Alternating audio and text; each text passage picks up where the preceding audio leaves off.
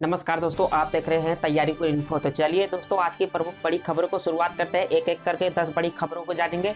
तो चलिए पहले खबर की तरफ। तो हमारा पहला खबर है, तो आईपीएल 2020 में चीनी कंपनी वीवो स्पॉन्सर होगा या नहीं। तो आया आधिकारिक बयान। तो इस साल चीनी कंपनी वीवो आईपीएल में स्पॉन्सर नहीं होगा। बीसीसीआई ने एक पंक्ति का बयान दिया है जिसमें कोई विस्तृत जानकारी नहीं दी गई है और इसमें कहा गया है कि वीवो इस साल आईपीएल के साथ जुड़ा नहीं होगा। तो प्रेस विज्ञप्ति के अनुसार बीसीसीआई और Vivo mobile India private limited ने 2020 में इंडियन प्रीमियर लीग के लिए अपनी साझेदारी को निलंबित करने का फैसला किया है। तो जी हाँ दोस्तों, चलिए इसी के साथ बढ़ते अपने अगले खबर की तरफ। तो हमारा अगला खबर है मुंबई रेन लाइव अपडेट्स। तो मुंबई में भारी बारिश का जो है रेड अलर्ट जारी। तो समुद्र में आया हाईटेक तूफान। तो उठ रही है ऊंची ऊंची लहरें। तो मुंबई में भारी बारिश और तूफान ने रौद्र रूप अख्तियार कर लिया है। तो हर तरफ पानी ही पानी नजर आ रहा है। बारिश ने 46 साल का रिकॉर्ड तोड़ दिया है। हर 1 किलोमीटर के एरिया में भारी जल जमाव है। तो सड़कें समंदर बन गई है। भारी बारिश के साथ ही बेहद तेज गति से चली हवाओं के कारण बुधवार को मुंबई में जीवन बुरी तरह से प्रभावित हुआ है। तो महाराष्ट्र के मुंबई और आसपास के इलाकों में भारी बारिश का दौर जारी है और मौसम विभाग ने इसके मद्देनजर आज भी रेड अलर्ट जारी किया है। तो लोगों से बाहर न निकलने की अपील की गई है। बारिश की वजह से रेल सेवा ठप हो गई है, हाईवे बंद हो गए हैं, सड़कें डूब गई हैं और घरों में कई फुट तक पानी घुस गया है। तो जी हाँ दोस्तों, चलिए बढ़ते अपने अगले खबर की तरफ। तो इंडिया चाइना स्टैंड अप। पूर्वी लद्दाख में जो है चीन की घुसपैठ बढ़ी। तो रक्षा मंत्रालय ने दस्तावेज अपलोड करके हटाए। तो भारत और चीन के बीच एलएसी पर टकराव को पूरे 3 महीने हो चुके हैं लेकिन विवाद खत्म होने का नाम नहीं ले रहा है। इस बीच रक्षा मंत्रालय का मानना है कि पूर्वी लद्दाख में स्थिति संवेदनशील बनी हुई है और चीन की आक्रामकता का जवाब देने के लिए तुरंत कार्रवाई की जरूरत है। तो पहली बार आधिकारिक तौर से रक्षा मंत्रालय ने अपनी वेबसाइट पर वास्तविक नियंत्रण रेखा पर चीनी सेना के अतिक्रमण के बारे में एक दस्तावेज अपलोड किया। हालांकि अब इसे हटा दिया गया है।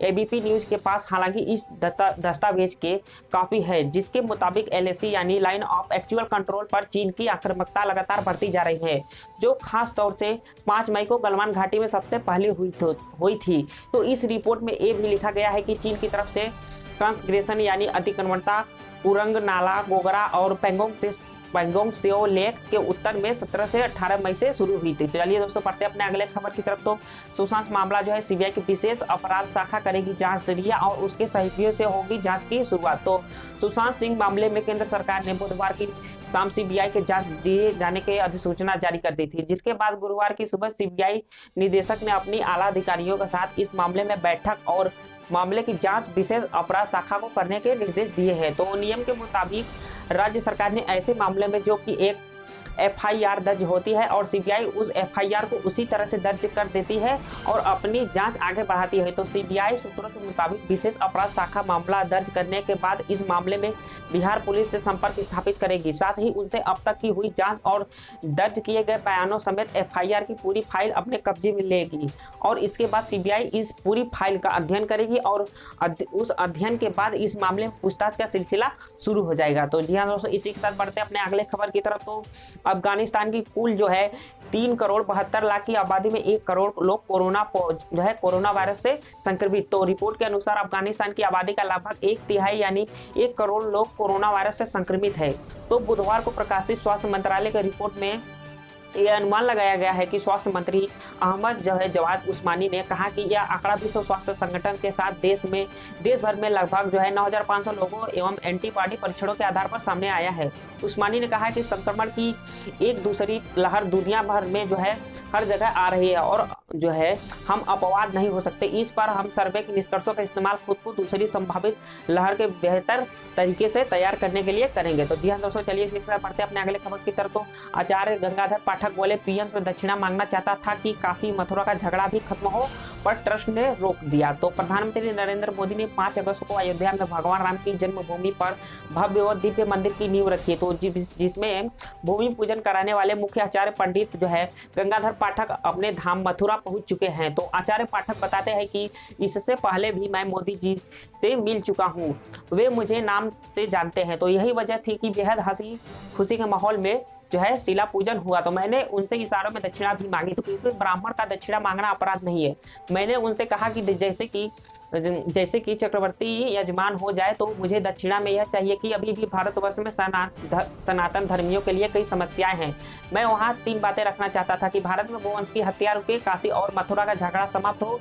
इस बात की चर्चा मैंने ट्रस्ट से की थी, लेकिन मुझे ट्रस्ट ने रोक दिया कि मोदी जी के सामने यह बात न रखी जाए, न तो वे बाध्य हो जाएंगे, तो विरोधियों को भी मुद्दा मिल जाएगा, इसलिए मैं शांत रहा। तो जी हाँ दोस्तों, पढ़ते इसी के साथ अपने अगले खबर की तरफ। तो मुंबई में आफत की बारिश, तो सड़कों पर तैरती नजर आई कारें, समुद्र का पानी घरों में घुसा। 2005 के बाद सबसे ज्यादा बारिश हुई। तो सोमवार रात से जारी भारी बारिश की वजह से मुंबई में बाढ़ जैसी स्थिति हो गई है। तो शहर के ज्यादातर निचले इलाकों की सड़कें पानी में डूबी हुई है। तो समुद्र से सटे इलाकों में एनडीआरएफ की 5 टीमें लगातार लोगों को रेस्क्यू कर रही है।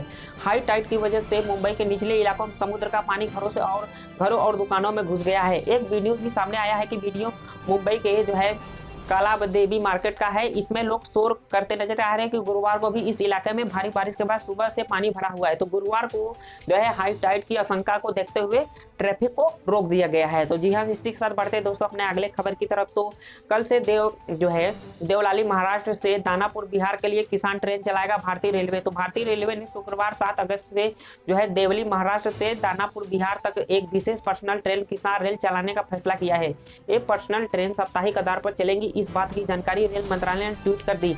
इस ट्रेन को लेकर वित्त मंत्री ने बजट में ऐलान किया था कि इस पर्सनल ट्रेन को चलाने का मकसद जो है पेरिशेबल उत्पादन की निर्बाध आपूर्ति करना है, जिसमें किसानों को मदद मिलेगी। इस ट्रेन के भाड़े के रूप में पी स्केल पर सामान्य ट्रेन के पर्सनल टैरिफ के अनुसार शुल्क लिया जाएगा। तो इसी के साथ बढ़ते दोस्तों अपने अगले खबर की तरफ। तो मूंगफली और जो है सीपीयू की तेल की कीमतों में भारी गिरावट। तो जानिए ताजा भाव। तो गुजरात में सहकारी संस्था नाफेड द्वारा मूंगफली की जो है बिकौली करने से स्थानीय तेल तिलहन बाजार में बृहस्पतिवार को मूंगफली तेल तिलहनों और कीमतों में गिरावट दर्ज हुई है। तो मलेशिया और इंडोनेशिया में सीपीओ और जो है पामोलिन तेल का अत्यधिक स्टॉक होने एवं जो है अगली बम्पर पैदावार होने की संभावना के कारण मांग होने के बावजूद पाम तेल की कीमतों में नरमी रही है। दूसरी ओर देश में ब्लेंडिंग की मांग बढ़ने से सोयाबीन जो है डिगम के साथ साथ सोयाबीन के अन्य तेलों की कीमतों में भी सुधार आया। तो इसी के साथ दोस्तों पढ़ते अपने अगले खबर की तरफ। तो देश के इस राज्यों में नहीं खुलेंगे स्कूल, जनता से पूछकर सरकार लेगी फैसला। तो कोरोना संकट को देखते हुए तमिलनाडु स्कूल के जो है शिक्षा मंत्री के संगोटियान ने